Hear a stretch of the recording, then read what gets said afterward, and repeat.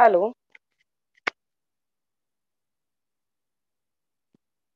hello. Shall I start, sir? Yes, teacher. Okay.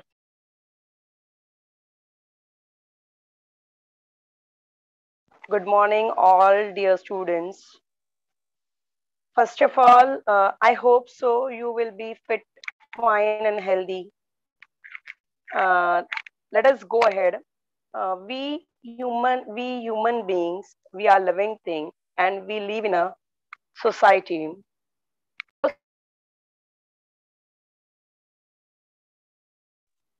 with following these rules and regulations, they are made by society and the government. And same way, we follow some religion. Each one of us having our own religion. Actually, Hinduism is oldest religion in India, and there came many such religions. There emerged many new religions in ancient India. Whatever religion we follow, they actually teach us that you should be a good human being, you should develop a good character, and you should not harm others, you should do good things only, you should have a good conduct and all that things. Means whatever religion you follow, whether you follow the Hinduism, whether you follow the Islam, whether you follow the Christianity or Sikhism, any religion you belong to, but all religion teaches that your behavior should be good. You should develop a good character. Your conduct should be good. You should not harm others, and many such more things. So, in ancient India, there emerged, due to some reasons, there emerged some new religions, that is Buddhism and Jainism. We are going to learn the same in the lesson number 5 in the history, that is religious trends in ancient India. So in this lesson, we will be studying about the Buddhism, Jainism, and many other religions. I will share the PPT. Let us see what is there in that.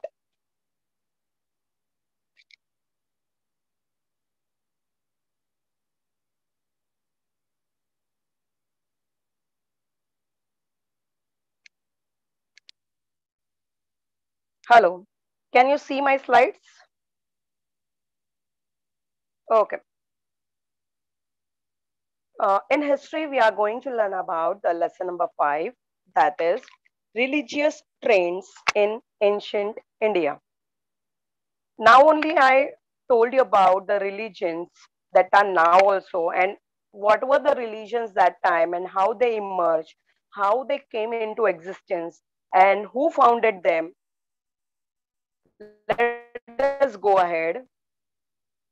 Lesson number 5 in history. This is religious trends in ancient India. We are going to learn here only part 1. Lesson is too big, so we have divided this lesson into 2 parts. Today we will learning only about the part 1. In this lesson, there are the main points of this lesson are 5.1 Jainism, 5.2 Buddhism, 5.3 Judaism, 5.4 Christianity, 5.5 Islam, and 5.6 Zoroastrianism. Now, today we will only study about the 5.1 Jainism and 5.2 Buddhism. In the last lesson, lesson number 4, you in the that lesson's name is Vedic civilization. In this lesson, you have already learned about the yajna rites and how it came into existence, and who there were the varna system and who used to do the yajnas, Brahmins, purohits or pujaris, you can say. So from that time only, yajna rites acquired undue importance. Undue means lot of importance. Yajna means what? That yajna actually yajna is like sacrifice or devotion or a worship or offering. It refers to Hinduism to any ritual done in front of an sacred fire with mantras. This is the yajna rites, and you can see in the picture also the person is doing the yajna. This yajna rites acquired a lot of importance that time in ancient India. Only priestly class had knowledge of these rites. Common people could not do it. Only priest people. Priestly class means what? Purohit, or you can say Pandit, or Pujaris, or Brahmins.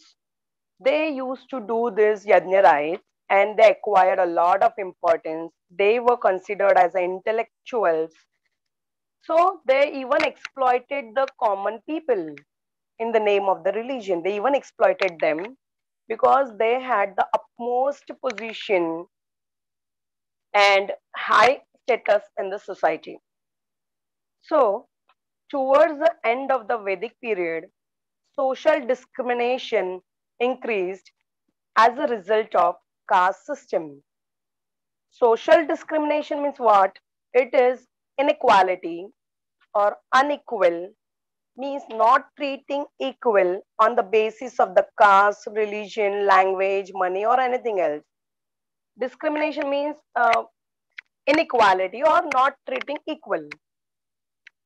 Social status was based on an individual's caste and not on his capability. Means the person who is born in whatever caste he is, he has to follow the same caste. And if he is capable of doing the rites or rituals also, then also he can't go there, he can't do that job. So the caste system was very rigid and fixed. The priestly class had gained a dominant position in society due to emphasis on rituals. Dominant means controlling a powerful position or commanding position. And rituals means ritual is a set of actions people do like ceremony or worship or practice or custom traditions or formality like this. In the picture also, you can see in the picture four varnas. There were four varnas. Social position was decided by varna, that is caste, and not by their achievements. The topmost were the Brahmins. Brahmins were called as intellectuals or thinkers. In that, priest, pujari, or academics comes. Second position was given to the Kshatriyas. Kshatriyas were leaders. They were warriors, kings, or the one who protects the society, protects the kingdom.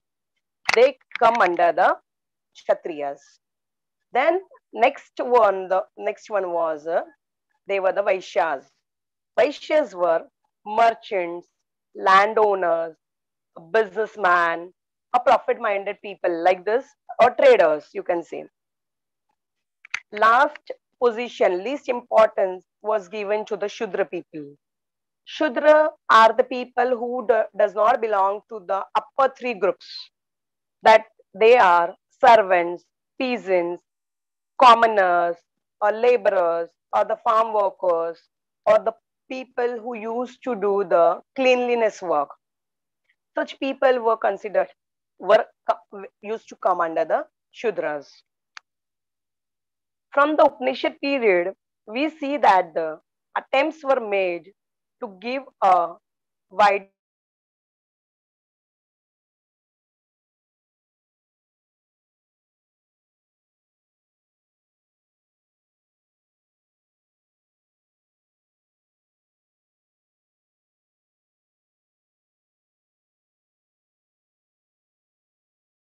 made to give politicians thought that it is not good for the human beings and for their upliftment and for their development.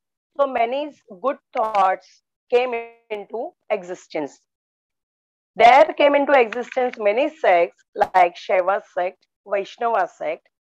The people who were following the Lord Shiva, they came into Shaiva sect, and the people who used to follow the Vishnu Lord, they came in the Vaishnava sect. So many such sects came into existence only due to the thinking of the people and due to the caste system and the Varna system that existed in the ancient India. Around 6th century BC, attempts were made to express religious thoughts in such a way that common people would understand it. Actually, what used to happen, the Brahmins used to do the yajnas and all that, and they used to use the Sanskrit language and the language which people could not understand. They could not understand the meaning of that. So many attempts were made so that people should understand this, whatever is done. So people should understand the meaning of religion and whatever thoughts are taught by the religion. The work of Vardhaman Mahavir and Gautam Buddha is of special importance in the sense. Now, we are here learning the 5.1, that is Vardhaman Mahavir.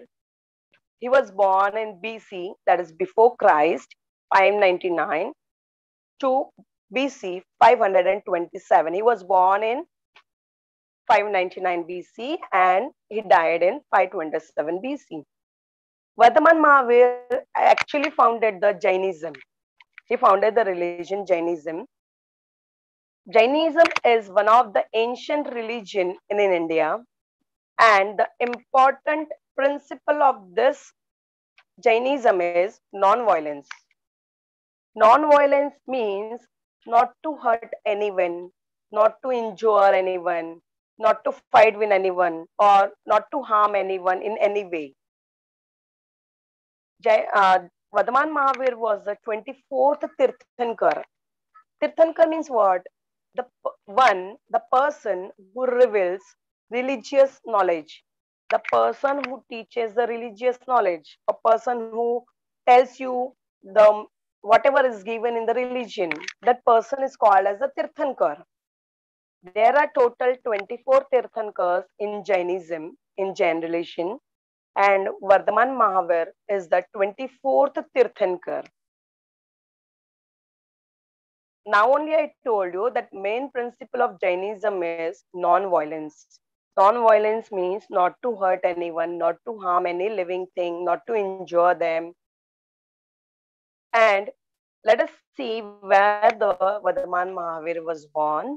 He was born in Vriji Mahajanpad, which is the state of Bihar today. You can see in the map also that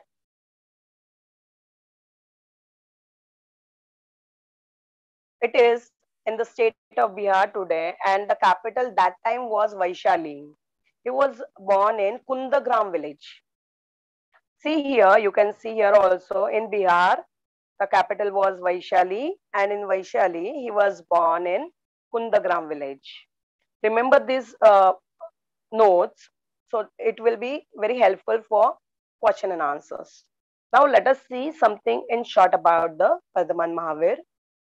His father's name was Siddharth and his mother's name was Trishila, and he was born in Vriji Mahajanpad in Bihar. He left home for attainment of knowledge. For gaining knowledge, he left his home at a very early age. He attained after 12 and a half years of rigorous tap. This knowledge were pure or keval. Whatever he learned, whatever he got through the rigorous tap, that knowledge was very pure or keval. So he was also called as the Kevali. He was called as Jine or conqueror. Conqueror means the person who conquers all the physical comforts and discomforts, fell due to the undesired things and had no impact whatsoever on him. Jain is actually derived from the word Jina. He preached in Ardhamagdi language, that is the language of the common people. So this is also the important phenomenon, you can say, or the topic, that Vardhaman Mahavir taught the people in Ardhamagadi language.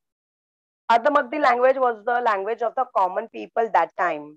But what the priestly class used to do, they used to speak in the language, in the Sanskrit language or in the language that people could not understand. So Vardhaman Mahavir felt the need that the language should be such that common people should understand. Common people should understand that language. So he used the Ardhamagadi language for the people to teach or preach the Jainism. He laid stress on good conduct contained in the five great vows, that is Pancha Mahavratas, and three jewels, that is three Ratnim. Mainly, most of the religion are stressing on the good conduct only. Same with the Jainism. Jainism also stress on good conduct. Now, what were the Panchamahavratas? What were the five great vows given by the Vardhaman Mahavir? Let us see. These are actually the rules that to be strictly followed by Jain people. First one was the Ahimsa. Ahimsa means non-violence. I already told you the meaning. Non-violence means not to be injured to anyone, not to be harmed, not to hurt anyone through our own behavior. Even a small creature should not be hurt by us. So, this was the first principle, or this was the first rule, ahimsa. Second rule is satya. Satya means truth. Every speech and action should be true, means whatever we speak and whatever we do should be true. We should not do any false things. We should not speak false. We should not tell lies. So this is in the religion also, in our religion also. We should speak truth all the time. Number three is asteya. Asteya means non-stealing. Asteya means theft. We should not take what belongs to others without their permission, without their consent. If we take that, that will be theft. That will be called as stealing. So asteya means not stealing anything. Number four is aparigraha, means non-attachment. Man tends to accumulate property due to greed,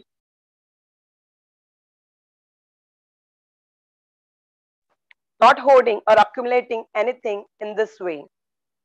So we should not say that this is mine, this is mine, this house is mine, these clothes are mine. That we say this is mine, this is mine. So we should not have the attachment with what we have. We should live a life of aparigraha. Number five is brahmacharya. Brahmacharya means chastity. It means leaving bodily pleasures and following the vows. Remember these five great vows or five Panchamahavratas given by the Vardhaman Mahavir. These rules have to be strictly followed by the Jain people. First one was ahimsa, non-violence. Second one is satya, that is truth. Third is aseya. Aseya means non-stealing. Fourth one is aparigraha, that is non-attachment. Number five is brahmacharya, means chastity. Now, let us go ahead. You can see in this picture also whatever five great vows or whatever Panchamahavratas were taught by the Vardhaman Mahavir. It is given here in the form of picture. First one is non-violence. Second is speak truth all the time. Third is non-stealing. We should not steal anything. Fourth one is aparigraha, means non-greediness. Fifth one is brahmacharya. Okay. Now let us see what three ratna or the three jewels were taught to by the Vardhaman Mahavir. These are the important points in the teaching of Vardhaman Mahavir. First one was Samyak Darshan, that is right faith. Second is Samyak Gyan, that is right knowledge. Third is Samyak Charitra, that is right conduct. Samyak Darshan means what?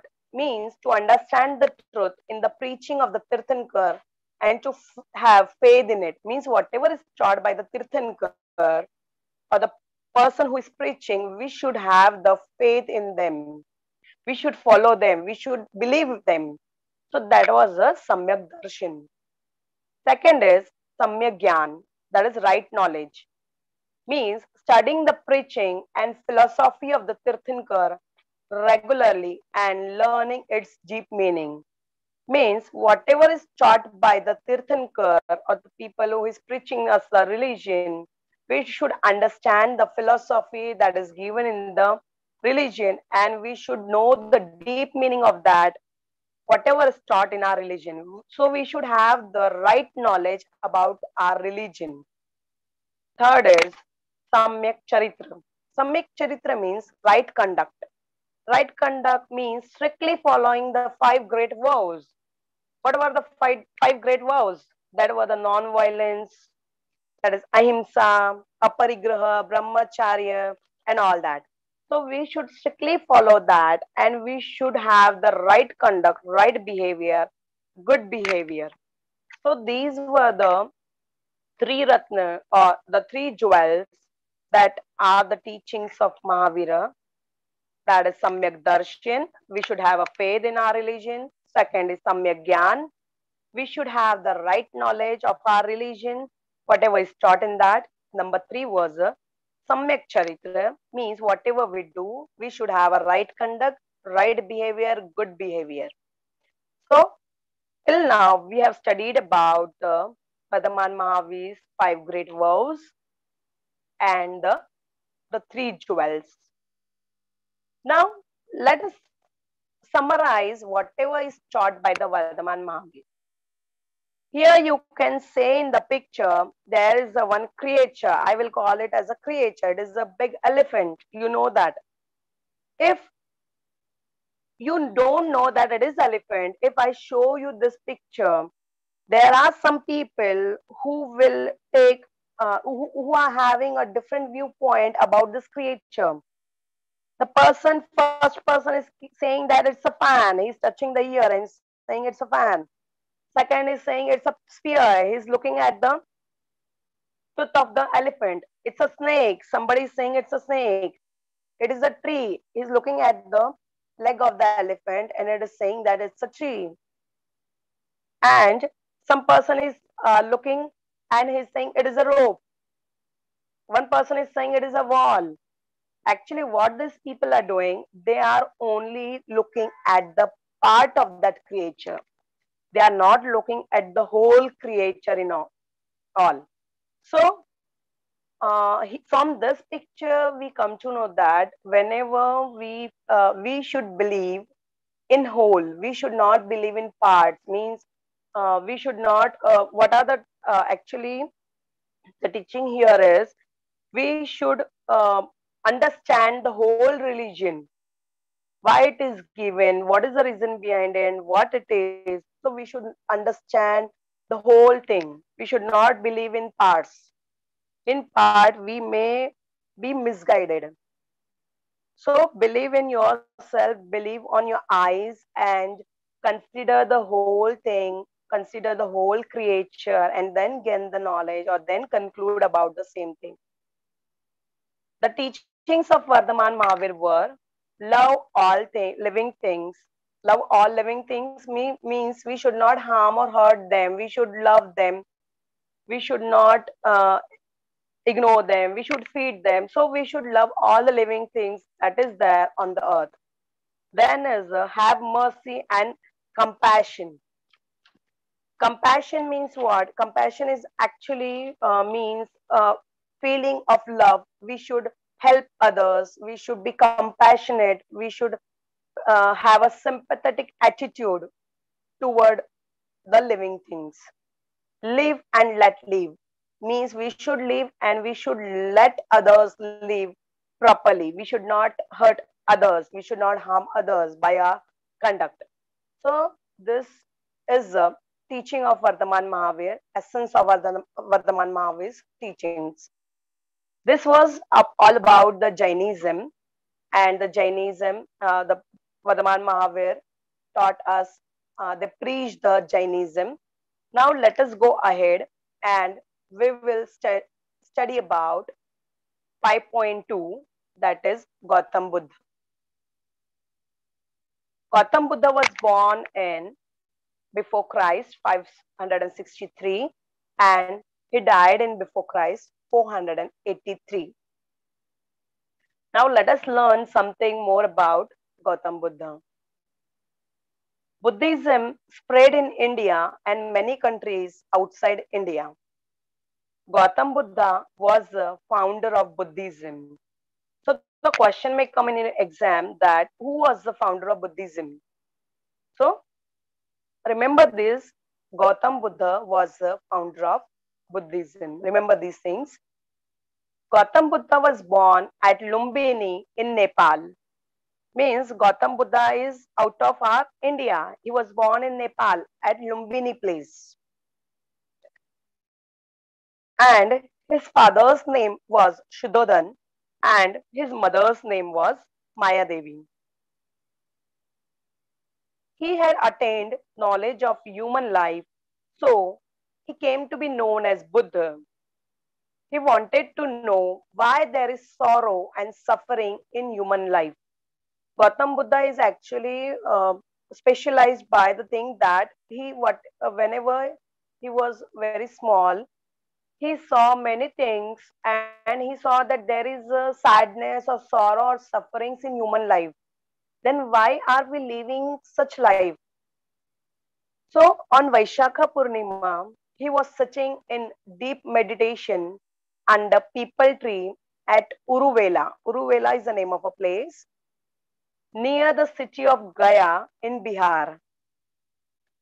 That is when he attained Bodhi. Bodhi means the enlightenment or the highest knowledge. Means Gautam Buddha got the highest knowledge under the people tree, which is at Uruvela in the city of Gaya in Bihar. So that tree is also known as a Bodhi tree. You can see in the picture also. This is the Bodhi tree, and under that he got the enlightenment. He got Bodhi, means highest knowledge. And this place is Uruvela. This place Uruvela is known as the Bodh Gaya now. So remember these things. This is also very important point that he got the enlightenment in Bodh Gaya, that is Uruvela in Gaya city in Bihar. Gautam Buddha delivered his first sermon at Sarnath near Varanasi. Sermon means you can say it is a lecture like a preaching the religion. So he gave his first lecture at Sarnath place near Varanasi. It is called Dhamma Chakra Pavatan. Dhamma Chakra Pavatan means Dharma Chakra Pravartan. You can see in the photo also that is a Sarnath place and Sanchi Stupa. There he delivered his first lecture in Varanasi. Okay. Then he gave the Arya Satyas. Arya Satyas means what? Noble truths. When he was small, he left his home and he went in the search that why there is a dukkha, why there is a suffering in the human life. So there is a reason behind our sadness or behind our dukkha. There is a solution for dukkha also. So these are the Arya Satyas or the noble truths given by Gautam Buddha. First one is dukkha, that is suffering.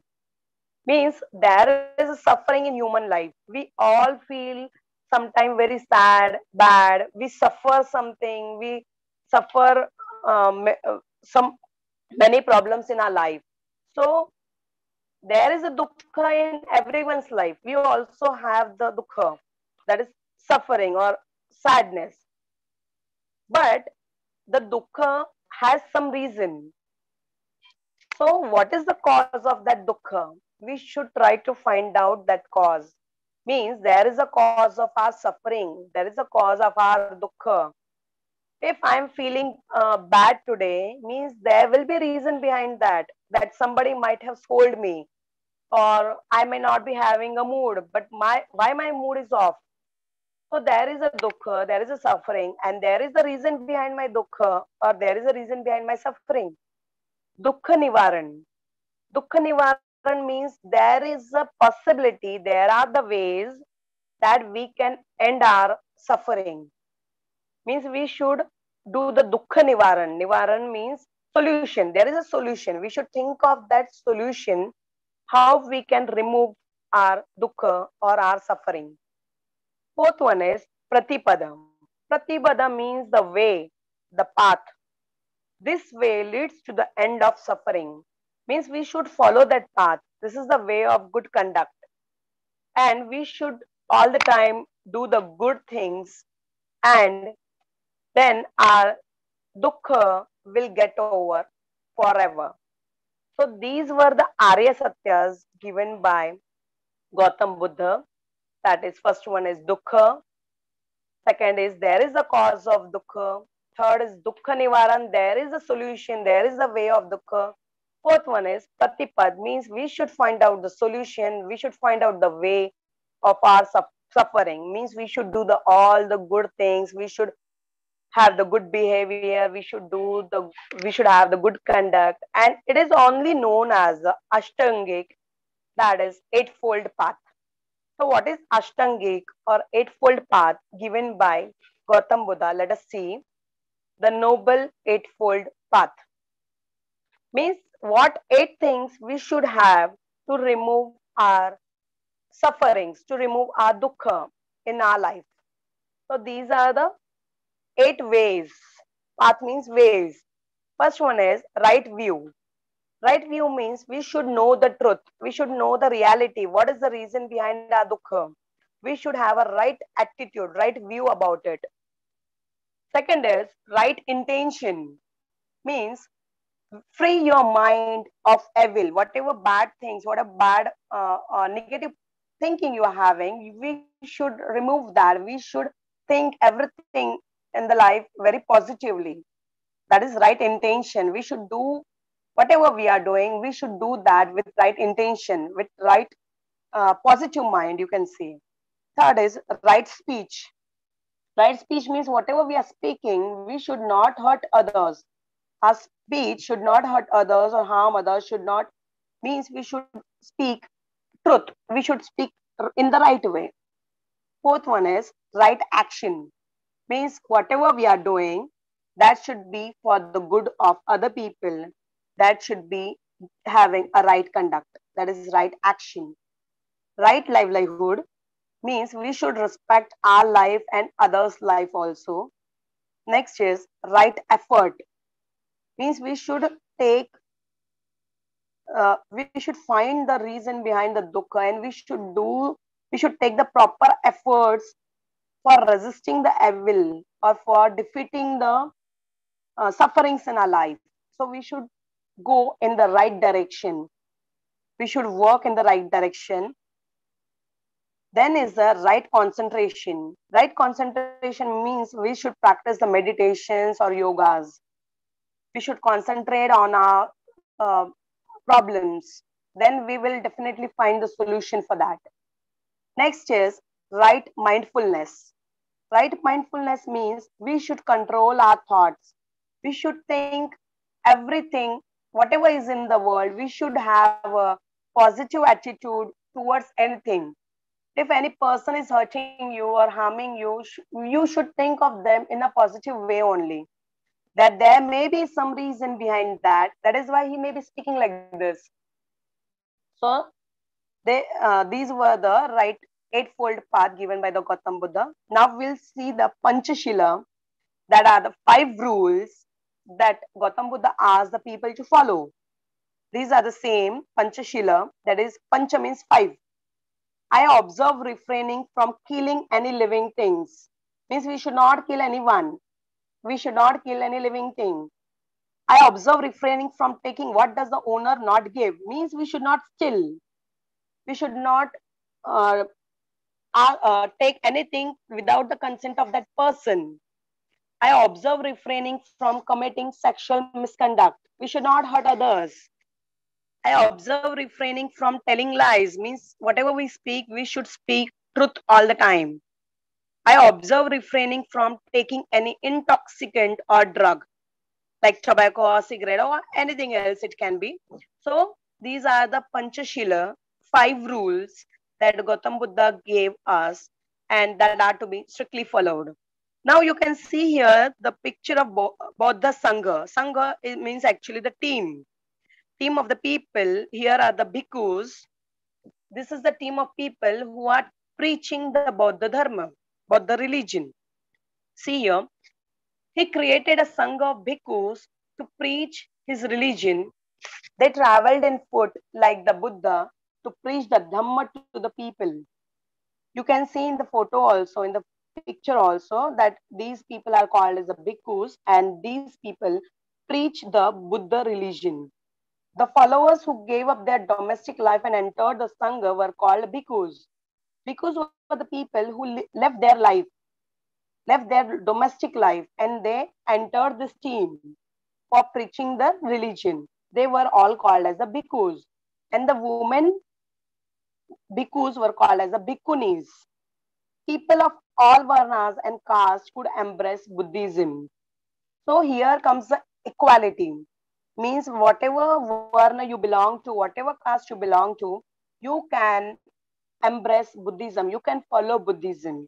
So there is equality in Buddhism. You can come to know from this. Now we'll see the essence of Gautam Buddha's teaching in short. What Gautam Buddha taught us. He refused discrimination based on things like varna.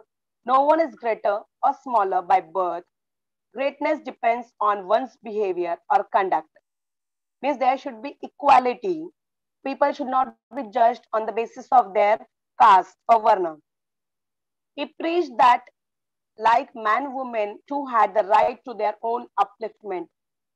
He opposed rituals of yajna.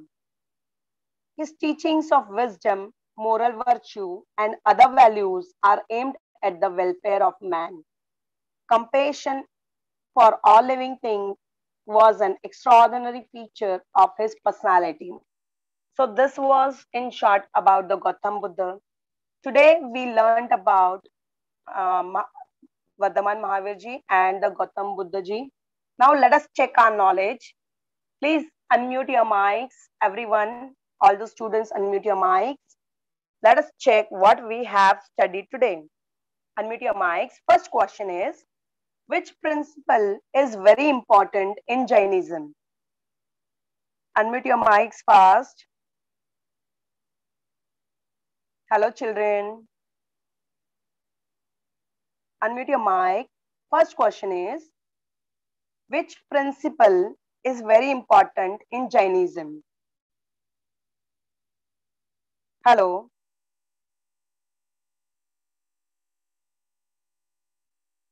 Hello. Hello. Yes, teacher.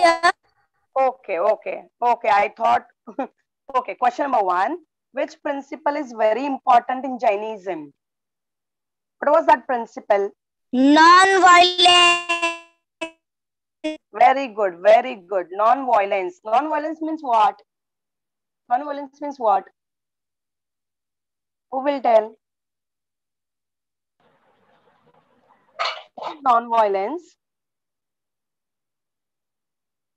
Okay, I will tell you. Non-violence means not to hurt anyone, not to injure any person, not to harm them, not to harm any living thing, means non-violence. So this was the main principle of Jainism. Now let us see the second question. What is the birth name of Gautam Buddha? What is the birth name of Gautam Buddha? Gautam Buddha was having another name. Siddharth. Siddharth. Very good. Tell me answer in full sentence, beta. Siddharth is the birth name of Gautam Buddha.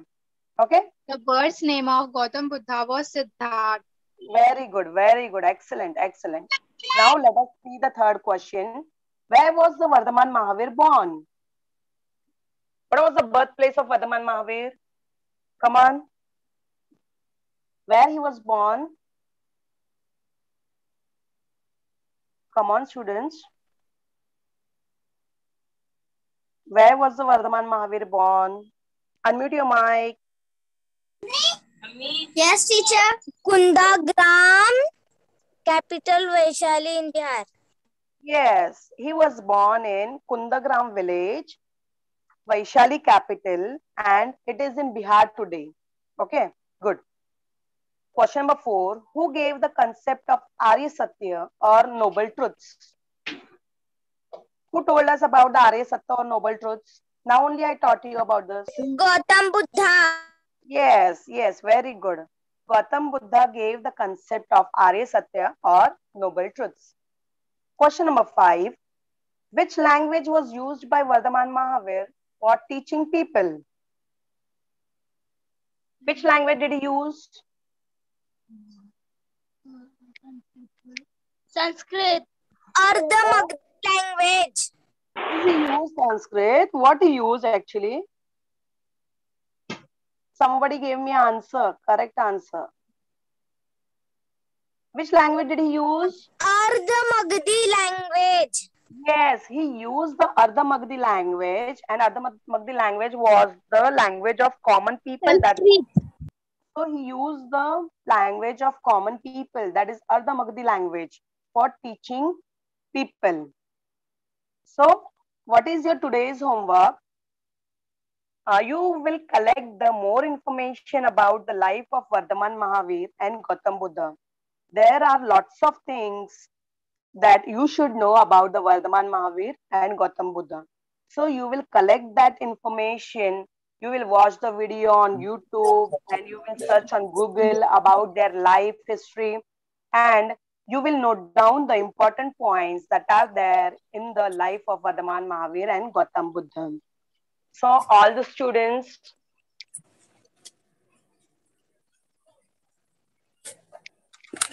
thank you so much for listening to me. Thank you so much for answering me.